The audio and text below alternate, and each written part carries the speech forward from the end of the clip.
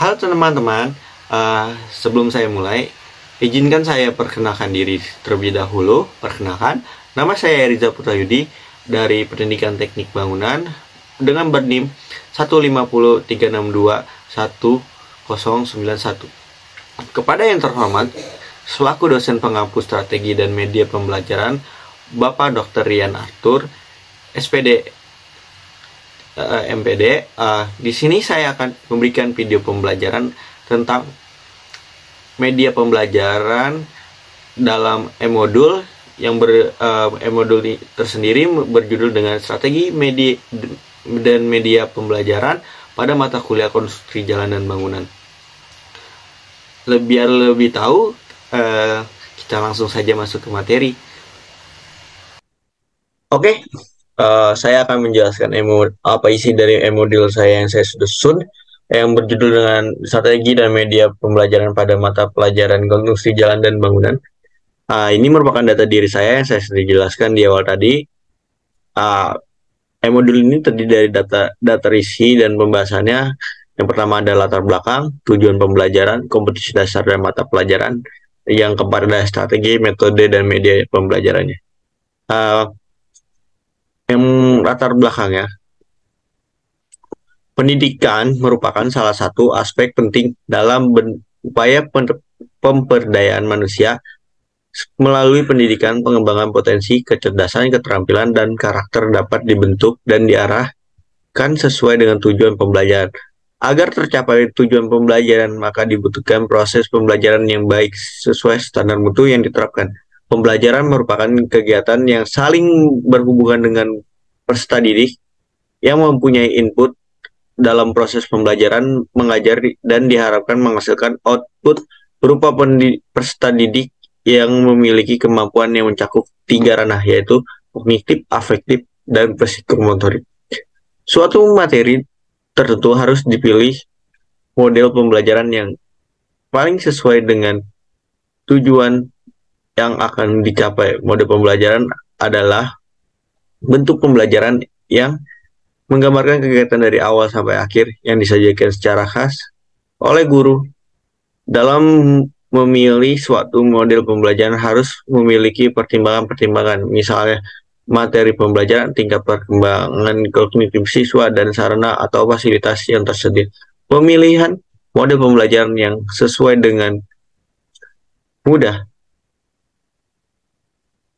membantu tercapai tujuan pembelajaran. Selain itu, menggunakan model pembelajaran penerapan media yang inovatif dapat membantu guru melaksanakan pembelajaran dengan mudah.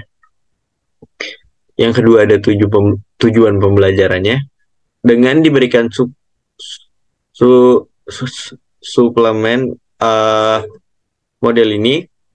modul ini diharapkan siswa dapat menjelaskan bagian-bagian konstruksi jalan dan jembatan serta dapat membuat gambar jalan dan jembatan sesuai ketentuan teknis. Selanjutnya ada kompetensi dasar dan mata pelajaran. Yang saya ambil adalah sekolah menengah kejuruan atau SMK adalah jenjang pendidikan formal yang membekali siswa dengan keahlian tertentu agar mampu bersaing di dunia kerja industri. SMK di jurusan Desain Pemodelan dan Informasi Bangunan atau DPIB mempelajari ilmu tentang konstruksi bangunan, pengukuran tanah, gambar konstruksi menggunakan aplikasi, konstruksi jalan dan jembatan RAB, dan lain-lain. Mata pelajarannya konstruksi jalan dan bangunan, jalan dan jembatan. Kompetensi dasarnya menggambar detail konstruksi jalan dan konstruksi jembatan. Selanjutnya ada strategi media dan strategi model dan media pembelajarannya. Model pembelajaran merupakan perencanaan suatu pola yang dapat digunakan secara desain dan petunjuk pembelajaran di dalam kelas. Dalam disiplin ilmu konstruksi jalan dan jembatan, salah satu kompetensi dasar adalah menggambarkan detail konstruksi jalan dan konstruksi jembatan, dan model pembelajaran yang cocok untuk diterapkan adalah pembelajaran berbasis proyek. Pembelajaran berbasis proyek adalah kegiatan pembelajaran yang menggunakan proyek sebagai proses pembelajaran untuk memproses kompetensi siswa dan pengaruh dan keterampilan. Manfaat dan metode project based learning-nya, siswa akan menjadi aktif dan mengembangkan kemampuan berpikir. Kedua, ada pembelajaran menjadi lebih interaktif. Guru berperan sebagai fasilitator, memberikan kesempatan siswa untuk mengolah sumber atau bahan ajaran untuk menyelesaikan tugas secara mandiri. Ada dua metode, yaitu metode kooperatif dan satu lagi ada model praktik. Media pembelajarannya di sini saya memakai modul dan aplikasi gambar 2 dimensi. Sebelum lanjut, saya akan mereview sedikit materi konstruksi jalan dan jembatan. Konstruksi jalan adalah bagian dari di mana kerangka dasar jalan tersebut, semisal batu dan lain konstruksi jembatan, kerangka jembatan tersebut. Nah, klasifikasi jalannya,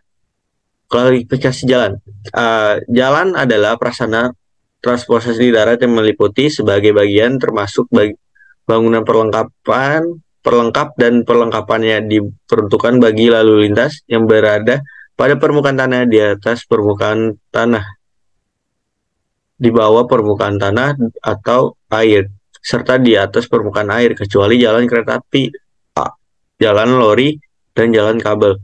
Sesuai dengan peruntukan jalan, terdiri atas jalan umum dan jalan khusus. Jalan umum dikelompokkan menurut sistem jaringan, fungsi, status, kelas, dan spesifikasi penyelidikan prasarana.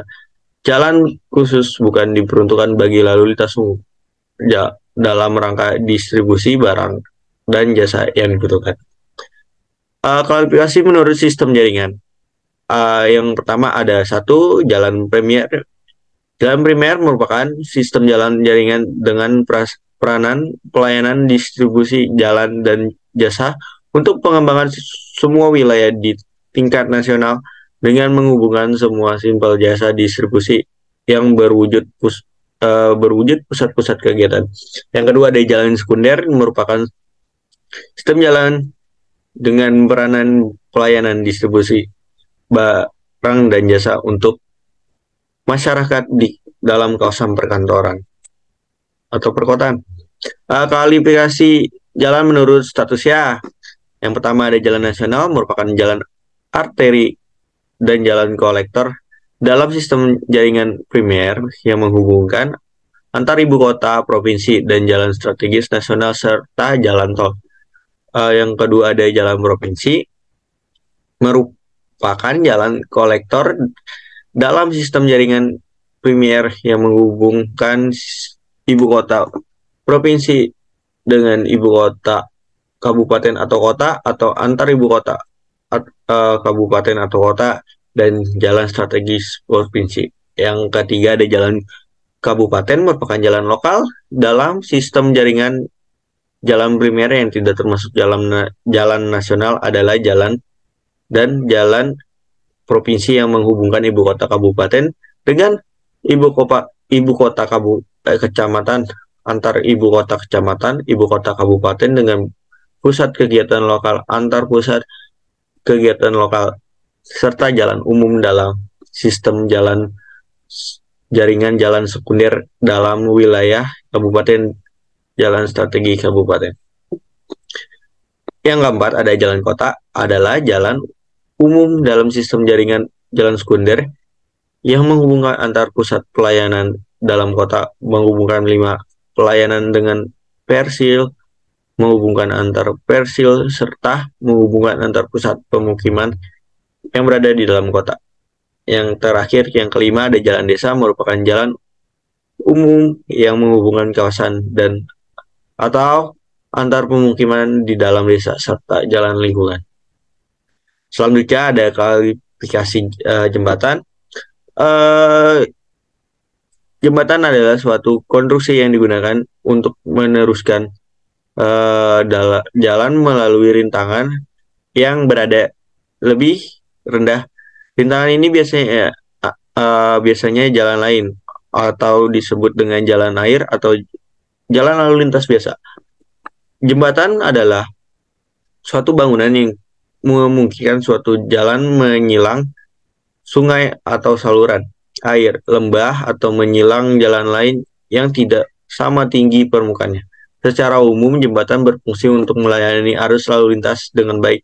Dalam perencanaan dan perancangan jembatan, sebaiknya pertimbangkan fungsi, kebutuhan transportasi, persyaratan teknik, dan estetika arsitektural yang meliputi aspek lalu lintas, aspek teknis, dan aspek estetika. Dalam konstruksi jembatan memiliki dua struktur. Yang pertama ada struktur atas atau superstruktural. Struktur atas jembatan adalah bagian jembatan yang memindahkan beban lantai jembatan di arah perletakan. Serta struktur atas jembatan merupakan bagian yang menerima beban langsung yang meliputi berat sendiri, beban mati tambahan, beban lalu lintas kendaraan, gaya rem, dan beban pejalan kaki, dan lain-lain. Struktur atas terdiri dari trotoar, slab lantai kendaraan, gelagar atau girder, yang keempat ada balok diafragma, yang kelima ada ikatan pengaku atau disebut dengan ikatan angin atau ikatan melintang, yang keenam ada andas atau perletakan, yang ketujuh ada tumpuan atau bearing.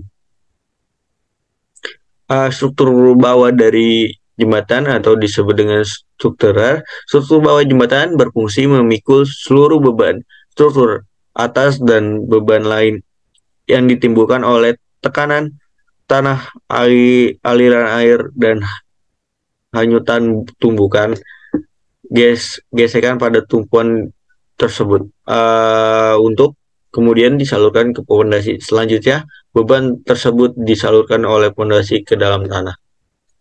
Struktur bawah terdiri dari pangkal jembatan atau abutmen, kedua pilar jembatan atau pier, ketiga drainase atau yang disebut dengan yang kita ketahui adalah aliran air yang di bawah di bawah tanah, yang keempat ada pondasi.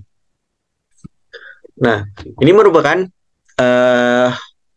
gambar jembatan dan